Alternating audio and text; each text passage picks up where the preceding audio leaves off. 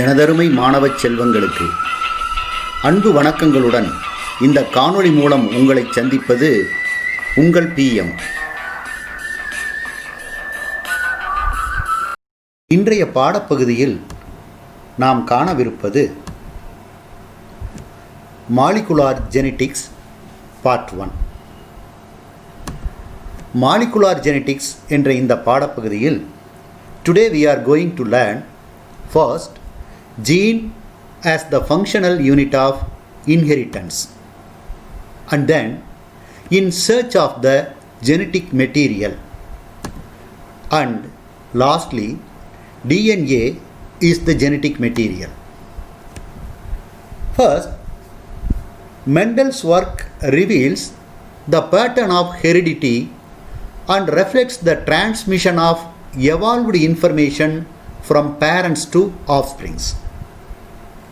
மெண்டலில் செய்த ஆய்வுகள் நமக்கு பாரம்பரிய பண்புகள் கடத்தப்படும் விதம் பற்றியும் ஒரு தலைமுறையிலிருந்து அவை அடுத்த தலைமுறைக்கு எவ்வாறு கொண்டு செல்லப்படுகின்றன என்பதை பற்றியும் விளக்கின. At this point, I wish to stress the evolved information. Traits, that is the characters, seemed to appear and disappear from one generation to the next. The reasons for this was explained by Mendel's work, which we have studied already. Genome defines the hereditary nature of every living organism. Genome consists of a long sequence of nucleic acids that provide the information needed to construct the whole organism. Genome contains the complete set of hereditary information for any organism. The genome may be divided into a number of nucleic acid molecules, and in turn each nucleic acid contains a large number of genes. ஒவ்வொரு nucleic அமிலத்தின் உள்ளேயும் ஏகப்பட்ட ஜீன்கள் இருக்கின்றன. சரி, each gene is a sequence of nucleotides within the nucleic acid that represents a single protein. இதன் மூலம் நீ தெரிந்து கொண்டது என்ன? Genome, it defines the hereditary nature of every living organism. That is, the hereditary characters of an organism are defined by the genome. Genome consists of a long sequence of amino acids that provide the information needed to construct the organism. அதாவது collection of long sequence of many nucleic acids that form a genome. Genome contains the complete set of hereditary information for any organism. The informations for all the characters are stored in the genome. The genome may be divided into a number of nucleic acid molecules. That is, many nucleic acid molecules, they together make a genome. அதாவது a genome consists of many nucleic acids. Each nucleic acid contains a large number of genes. In other words, many genes are present in a single nucleic acid. Each gene is a sequence of nucleotides within the nucleic acid that represents a single protein. That is, in short, a single gene codes for a single protein. இது ஒரு பழைய hypothesis. Now, instead of protein, we use the term polypeptide. Okay. Now, based on this, one gene, one enzyme hypothesis was evolved. ஒரு gene தான், ஒரு enzyme தான். It was proposed by George Beadle and Edward Totham in the early 1940s. The result was based on their experiments on the red blood mold, a fungus called Neurospora crassa. The one gene, one enzyme hypothesis states that one gene that controls the production of one enzyme. It has been changed. one gene, one polypeptide hypothesis is not valid now. Why? Because an enzyme may be composed of more than one polypeptide chain and a gene can code for only one polypeptide chain. ஒரு என்சைமானது ஒன்றுக்கும் மேற்பட்ட polypeptide சங்கிலிகளால் ஆக்கப்பட்டு இருக்கலாம். ஒவ்வொரு polypeptide சங்கிலியையும் ஒரு gene குறியீடு செய்கிறது. ஆக ஒரு என்சைமில் ஒன்றுக்கும் மேற்பட்ட பாலிபெப்டைடு சங்கிலிகள் இருக்கும் பட்சத்தில் அந்த என்சைமை உருவாக்க ஒன்றுக்கும் மேற்பட்ட ஜீன்கள் தேவைப்படுகின்றன. Thus, the one gene one polypeptide hypothesis states that one gene controls the production of only one polypeptide chain of an enzyme molecule. Okay. But the scientists said the one gene one polypeptide hypothesis is oversimplified. Why? One gene one polypeptideங்கிறது ரொம்ப சிம்பிளா. என்ன காரணம்? The reason is in reality some enzymes are composed of RNA as well as protein. Also, because of alternative splice, gene as the functional unit of inheritance. Gene, it is a physical and functional unit of heredity. The concept of gene was first explained by Gregor Mendel in 1860s. But he never used the term gene. Instead of that, Mendel called them factors. The name gene was coined by Wilhelm Johansen in 1909. Genes are discrete determiners of inherited characters. Okay. What is the concept of gene? The classical concept of gene was explained by Sutton in 1902. According to the classic concept, genes are a number of particles. They follow the Mendelian rules of inheritance. More than the number of genes, they occupy ஒரு உயிரினத்தின் குரோமோசோம்களின் எண்ணிக்கையை விட அதன் ஜீன்களின் எண்ணிக்கையானது மிக அதிகம். Expression of specific phenotypic several genes are located on the same chromosome, which are several genes. They are located on the same chromosome, expressed by the action of the genes. Genes are arranged in a unique single linear order. Defining the position of an individual genes are arranged in the sequence nucleic acid in a particular, that is specific, in a single point linear order, one by one, like beads on a string. ஒரு முத்து மாலையில் முத்துக்கள் கோர்க்கப்பட்டிருப்பதைப் போல நீண்ட வரிசையில் ஒன்றன் பின் ஒன்றாக ஜீன்கள் அமைக்கப்பட்டு இருக்கும். Each gene occupies a specific position which is called the locus. Right. The genes may exist in several alternate forms called alleles. What is an allele? It is the alternate form of a gene. ஒரு ஜீனின் மாறுபட்ட மற்றொரு வடிவமே allele என்று சொல்லப்படும். Look here. Here is a pair of chromosomes, maternal and paternal. இங்கு ஒரு ஜோடி குரோமோசோம்கள் உனக்கு காட்டப்பட்டுள்ளன. தாய் வழி குரோமோசோம் ஒன்று, தந்தை வழி குரோமோசோம் மற்றொன்று. Here 3 genes are indicated, A, B and C. Let us take this one. Gene capital A, it occupies a specific position here and this position is called the locus of gene capital A.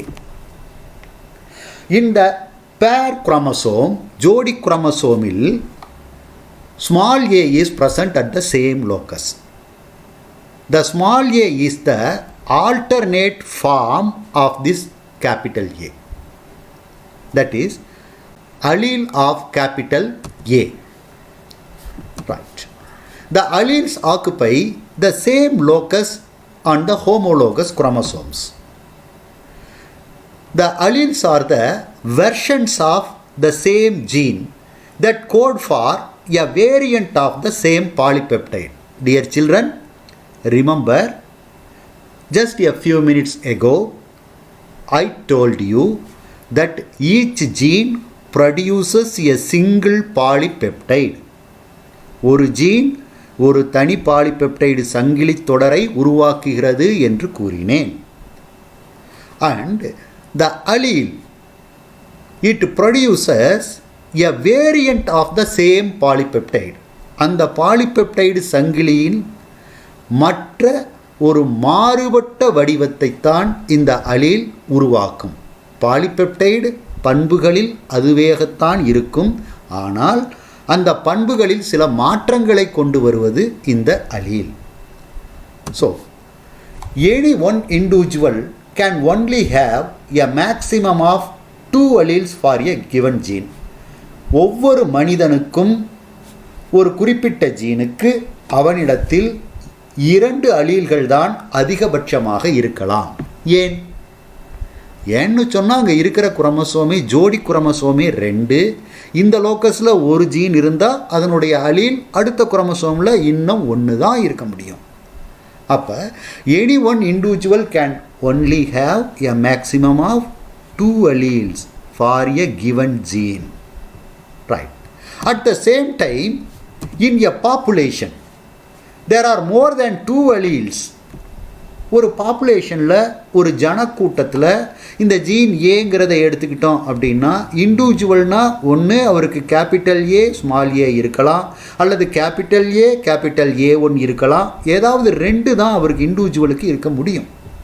ஆனால் ஒரு population சொல்லும்போது இவருக்கு 2 வகை, இவருக்கு 2 வகை, இவருக்கு 2 வகை, இவருக்கு 2 வகைன்னு. You see, there are more than 2 alleles in a population. For example, the ABO blood group. Next, the genes may undergo sudden change in position and composition called mutations. Genes are capable of self-duplication, producing their own copies, and this process is called replication of DNA. Right. Now, let us summarize the properties of genes. Number 1. The number of genes is always greater than the number of chromosomes in an organism. ஓர் உயிரினத்தில் ஜீன்களின் எண்ணிக்கை குரோமோசோம்களின் எண்ணிக்கையை விட அதிகமாக இருக்கும். Number 2. The genes are arranged in a single linear strand in a chromosome. ஒரு குரோமோசோமில் ஜீன்கள் ஒன்றன் பின் ஒன்றாக நீள் வரிசையில் அடுக்கப்பட்டு இருக்கும். Number 3. The genes occupy a specific position. ஒரு குரோமோசோமில் ஒரு ஜீன் குறிப்பிட்ட இடத்தில்தான் இருக்கும். Number 4. Genes exist in several alternate forms called alleles. ஒரு ஜீன் ஒன்றுக்கும் மேற்பட்ட வடிவங்களில் நிலவுகிறது, அவற்றை அலீல்கள் என அழைக்கிறோம். Number 5. Genes undergo mutations, that is, the sudden changes. ஜீன்கள் திடீர் மாற்றங்களுக்கு உட்படுகின்றன. Number 6. Genes are capable of self-duplication, that is, replication. அதாவது ஜீன்கள் தம்மை தாமே சுயமாக பிரதி எடுத்துக்கொள்ளும் தன்மை கொண்டவை. Next, in search of the genetic material. In this chapter, you are going to learn the various attempts made to find out and finalize the genetic material. மரபு பொருள் எது என்பதை தேடும் முயற்சிகளை பற்றியும் அதனை இறுதி செய்த விதம் பற்றியும் இப்பகுதியில் நாம் காணப்போகிறோம். Chromosomes. Chromosomes were first observed by William Hofmeister in 1848. He observed that cell nuclei organize themselves into small rod-like bodies during mitosis. Nuclein. In 1869, Frederick Miescher isolated a substance from the cell nuclei. He called that substance as nuclein. He believed that nuclein is the genetic material. Okay, so nuclein is the substance isolated from the cell nucleus by Frederick Miescher. This nuclein is the genetic material. In 1869, Altman renamed nuclein as nucleic acid. The nuclein என்று Frederick மீஷர் கூறிய பொருளை தற்போது Altman nucleic அமிலம் என மாற்றினார். By 1920, it was discovered that chromosomes are made up of proteins and DNA. Then, who are the actual carriers of genetic information? That is, the chromosomes contain both proteins and the DNA. So, who are the actual carriers of genetic information? Either the proteins or the DNA. Who? DNA is the genetic material. Proof: bacterial transformation experiments of Frederick Griffith. Let us remember the bacterial transformation experiments of Frederick Griffith to prove that DNA is the genetic material. In fact, this is the first proof for DNA is the genetic material.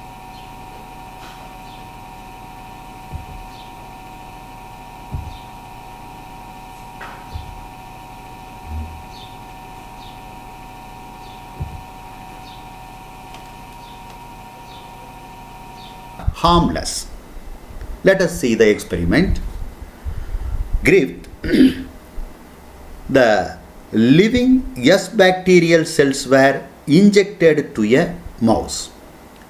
The mouse was attacked by pneumonia and died. S bacterial colonies were isolated from the tissue of this dead mouse. Next, living or bacterial cells were injected into another mouse. This mouse remained healthy, and from the tissues of the healthy mouse, or bacterial colonies were isolated from the tissue. In the next step, the heat-killed S bacterial cells were injected to another mouse. The mouse remained healthy. No colonies of bacteria were isolated from the tissue. In the last step, living or bacterial cells mixed with heat-killed S bacterial cells were injected into a mouse. The mouse developed pneumonia and died. From the tissues of this dead mouse, both R bacterial cell colonies and S bacterial cell colonies were isolated. What made these heat-killed S cells to once again replenish? In other words, மறுவார்த்தையில் சொன்னால், harmless or living cells were changed to harmful S type of cells. This proved that DNA is the genetic material. Griffith proved that DNA is the genetic material, but what is the biochemical nature of that substance which changed that bacterial nature? It was not explained by Griffith, because Griffith could not understand the cause of bacterial transformation. The biochemical nature of the genetic material was not defined by Griffith's experiment.